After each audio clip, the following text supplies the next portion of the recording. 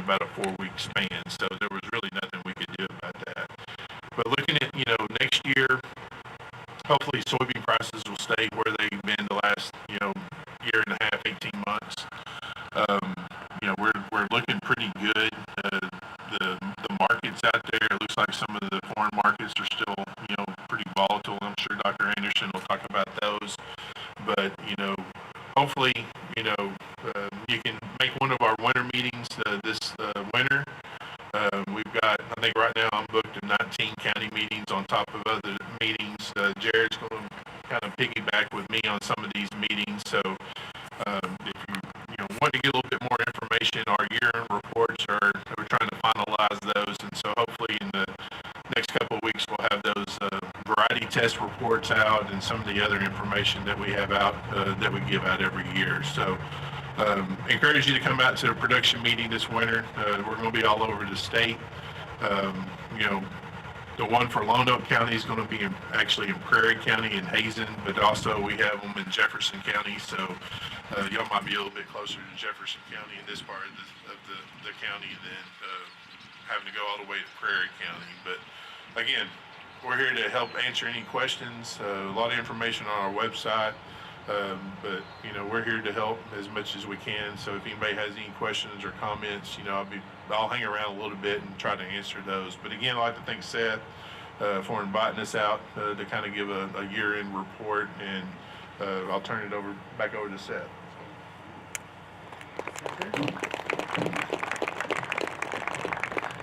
Always good hearing you speak. So when we talk about the next crop, rice, everybody who knows Jared Harkey knows Jared Harkey, and he is a person that doesn't need a very big introduction.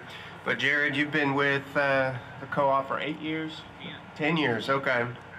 10 years, and so he does a fantastic job. He'll walk us through rice. Jared, the floor is yours. Once again, thank you, Seth, for having us out here today. And I guess the quick version would be kind of change what Jeremy said, but swap soybean for rice, and we'll just move right along. But the fun part of 22 is there's nothing quite like trying to grow rice in a drought. Rice doesn't have to have a flood to grow, but it absolutely loves water. And it was unfortunately in a long time that we dealt with through the year, and we found out the hard way where a lot of our fields where we don't have any help throughout the growing season, what the limitations of our irrigation capacity truly are. And so, as we said, we started out with a very wet spring, which was not that different from the previous 3 years, and it looked a lot like it was going to be a continuation of that type of season until we hit the 1st of June, and then it just stopped.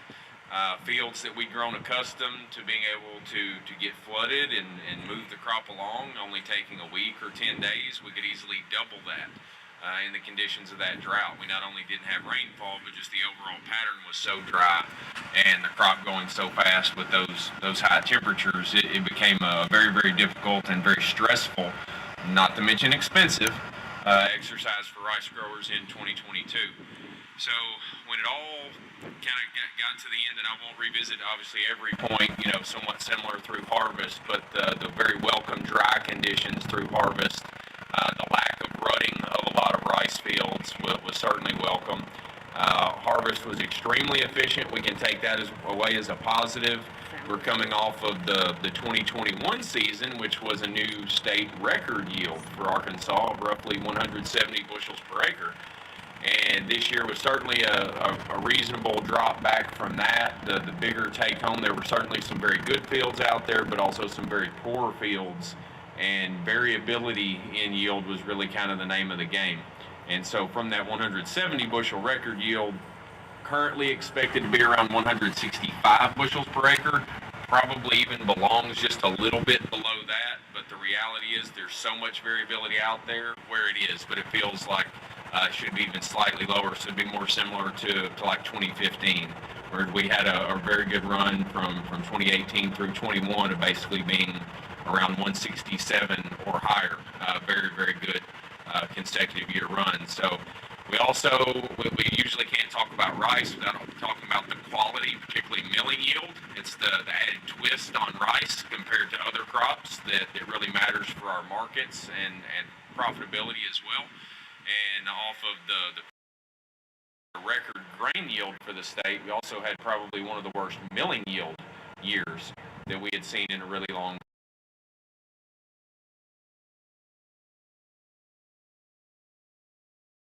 move in the right direction. You'd probably call it an average milling yield year overall.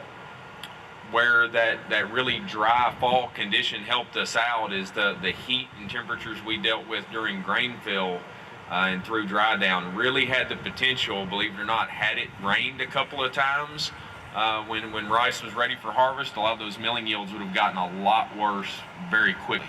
But the majority of that rice came out with essentially from the time it was about ready for harvest, it didn't get rained on. And so we're able to move right on through and preserve those milling yields and ultimately what our the overall value of our grain. So we're coming off of a very expensive year. Fuel and fertilizer, as Jeremy mentioned, and I'll echo it, it doesn't look better for this coming year. Certainly fuel prices and urea price, very important for rice, are looking a little better, but a lot of the other inputs don't look all that much better. We at least had a lot of volatility going into last season, so a lot of ups and downs that at least gave us some opportunity to capture some lower prices. Going into this year, there's not as much movement as Jeremy mentioned. There's not a lot being sold, so not a lot is moving or changing price at the moment. So staying a little bit elevated in a number of areas. So at what was already roughly $1,000 per acre input cost in rice last year, looks like it's going to be there again this year to slightly above, and certainly a lot of question marks on where the commodity prices go. So I'm as much as you looking forward to what John has to say. I hope you've got a really shined up crystal ball here to see where it's going to go. I say this a lot because I heard it a lot growing up, and I've actually even heard it from my father this year. The cure for high prices is high prices. So where we are with rice price in particular in our markets, we're at a good place to help us hold against the high input prices. Again, just tread water, I guess might be a good way to put it. But we'll see how long that persists before it begins to cycle back, because we are competing on a world market with rice, and we do seem a little bit elevated at this point. So the outlook for overall acreage for 2023 does seem to indicate a little bit of a modest increase. We've had 2 consecutive down acreage years, which is unique for us.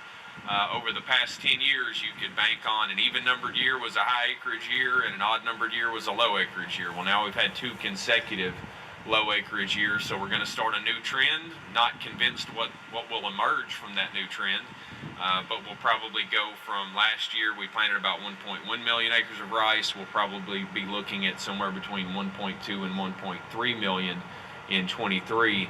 And so many of the factors we've talked about, fuel and fertilizer prices, the commodity price, competing, soybeans need to move out of the way and not compete too hard. But all of those things are going to play into where we actually settle out, and the conversation around potentially another wet spring. If we have a delayed start again this year, that's going to further take away some acres in rice as well. We had the opportunity to definitely plant more than 1.1 this past year, but we really weren't able to make much planting progress until almost May. Very little in the state had been accomplished until we turned the corner to May. So if that happens again this year, then we'll probably see rice acres similar to this past year if that actually ends up happening. So still a positive outlook. We look okay from an overall standpoint, but we need all of those elements to kind of stay up together in our favor. If any of them start to give way, rice is gonna start to struggle really when you talk about the input production costs relative to some other crop options. So fingers crossed for a reasonable spring, and certainly not another drought year to repeat. Just a couple of rains during the summer would have helped a lot. Maybe we'll get them this coming year. So with that, I'm going to wrap up mine to not drag it on. Seth, once again, thank you very much for having us. Always good hearing you. Our next topic, the commodity market review. Dr. John Anderson, the floor is yours. Appreciate the opportunity to be here. Appreciate Seth putting together such a a nice event and a good program, and I'm really not sure why he'd want to ruin it by having a review of 2022 markets, but that's what he asked me to do, so I'll do my best. And my colleagues, Jeremy and Jared, saying they look forward to what I have to say on these input prices. I want to remind them there's a great quote I use all the time by Will Rogers. I'm sure a lot of you know who Will Rogers is. He says, "An economist's guess is just as liable to be right as anybody else's." So I don't know if my guess is any better than y'all's, but we will talk a little bit about input prices. But by way of review, because I was asked to review 2022, 2022 was bad. It started out bad, it got worse, and it seemed like it was never going to end. That's my review of 2022.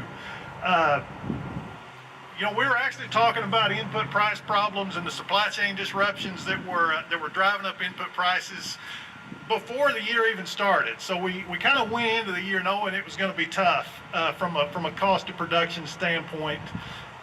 And it was. I think we revised our University of Arkansas enterprise budgets 3 times, I believe, before planting, just to try to catch up with what was going on with fertilizer and fuel. And if you look at our major crops in Arkansas, rice, soybeans, cotton, corn, variable cost of production, in our projections early in the year, we're talking February, March, before people are really just about to get rolling with planting, variable costs were expected to be anywhere from 40 to 70% higher than the previous year. And that's a big jump year to year. And of course, that was driven by fertilizer and diesel fuel pretty much exclusively. Everything else was fairly nickel and dime. So we're looking at those budgets saying, man, this cost of production is a pretty tough deal. There's still some money on the table because commodity prices looked really good. The planting prices that we were looking at, the harvest time futures, the prices available on the crop insurance product, those all looked pretty favorable. But a lot of that was being eaten up by those input prices. And we're thinking, well, if we can get a good production year, things will work out okay. And we all know about how that went. We didn't get a good production year. We went from too wet to plant to too dry for anything to grow in what seemed like about 48 hours. And that's a really challenging situation. And I want to point out something that I think everybody here probably knows, but if not, I want to be explicit about it. A drought doesn't mean what a drought used to mean in Arkansas agriculture, certainly in eastern Arkansas. The traditional story with a drought is we got a drought and there's massive crop failure. From here going east, pretty much everything is irrigated. If you look at data from the best data on this is from Risk Management Agency on insured acres, because they of course, rice is 100% irrigated, and even soybeans in 2022 were over 85% irrigated. 20 years ago, we would have had about 40% of our corn irrigated and about half of our cotton and maybe 20 or 25% of our soybeans. So drought meant crop loss. Drought can still mean crop loss, and certainly does have yield impact, but what drought really means for us now is a really high cost of production and a really serious management challenge. Now, there were yield losses. Jared mentioned just not physically being able to irrigate everything, running out of water. Obviously, you run out of water, you got yield loss. The other challenges people had is not enough irrigation infrastructure or equipment or supplies to get around and get everything irrigated, so you get some losses. But the big effect, our yields held up pretty well, but it was a hugely expensive crop to produce. So that was the challenge that we had from drought. That not that we lost a crop. I think it's amazing actually how well state average yield look given the challenges in this production year. But the expense was tremendous, especially with what diesel fuel cost. So as we look ahead to 2023, what do we expect? I want to echo what these guys on the production side are pretty good economists, it sounds like. I'm not going to disagree with them too much on input costs. Fertilizer prices have stabilized. They haven't come down much. A couple of products have come down some, or look like they're trying to break a little bit, but the fundamentals in that market I think are still pretty supportive of price. And we kind of have a standoff situation here. Nobody wants to book. Nobody wants to buy fertilizer it doesn't look like, and the folks who have the fertilizer to sell are just kind of holding what they got to see where the market's going to go. And I think there is still some upside potential in that market as we get closer to the season and people have to buy fertilizer. There is going to be some upside pressure in that market, I think. I don't see a repeat of last year where this thing was running up so fast we couldn't even keep up with it. Pretty well supported. So not very optimistic that we'll have a big break in fertilizer prices, but so that's a little bit of a good news, bad news story. I think it's a good news, obviously, that we might see fuel prices come down.